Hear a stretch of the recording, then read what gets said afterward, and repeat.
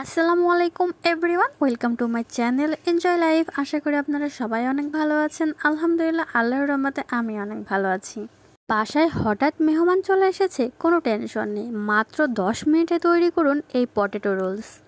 বাইরে থেকে নাস্তা কেনার আর কোনো প্রয়োজনই নেই। চায়ের সাথে এই নাস্তাটি একদম জমে যাবে। হাতের কাছে থাকা অল্প কিছু উপকরণ দিয়ে এই রেসিপিটি তৈরি করেছি। আশা করি আপনাদের অনেক ভালো লাগবে। যদি ভালো লাগে অবশ্যই সাবস্ক্রাইব করে আমার পাশে থাকবেন। ফার্স্টে একটা বোলের মধ্যে 1 কাপ ময়দা নিয়েছি, কিছুটা পরিমাণ লবণ আর সামান্য একটু তেল। এটাকে হাত দিয়ে খুব ভালো করে ম্যারিনেট করে নেব। এটা সঠিকভাবে মাখানো হলে হাতের মাঝখানে নিয়ে একটু প্রেসার দিলেই শক্ত হয়ে যাবে, আবার ছেড়ে দিলেই গুঁড়ো গুঁড়ো হয়ে যাবে। এ পর্যায়ে রুম টেম্পারেচারে পানি অ্যাড করে খুব সুন্দর একটা নরম সফট ডো তৈরি করে নিলাম। একটা পাত্রে কিছুটা আলু সেদ্ধ নিয়েছি, এটাকে খুব ভালো করে ম্যাশ করে নিয়েছি। অ্যাড করেছি পেঁয়াজ কুচি এবং চিলি ফ্লেক্স, এতে দিয়েছি সামান্য একটু লবণ। এইগুলোকে খুব ভালো করে মিক্সড করে নেব। অ্যাড করে দেব সরিষার তেল।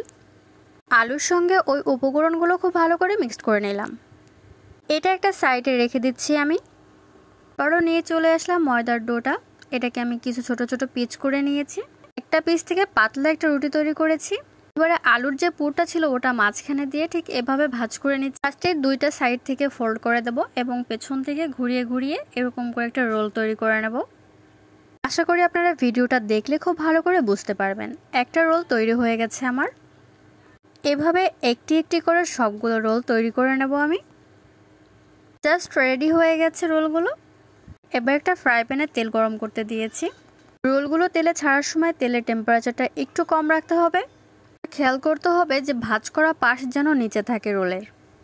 একে একে সবগুলো রোল আমি তেলের মধ্যে দিয়েছি। এবারে এটাকে মিডিয়াম লো আঁচে ফ্রাই করে নিতে হবে।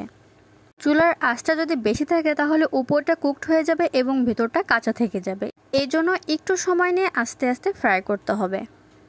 নিচের পাশটার কালার যখন ব্রাউন হয়ে যাবে তখন অন্য পাশটা উল্টে দেবেন।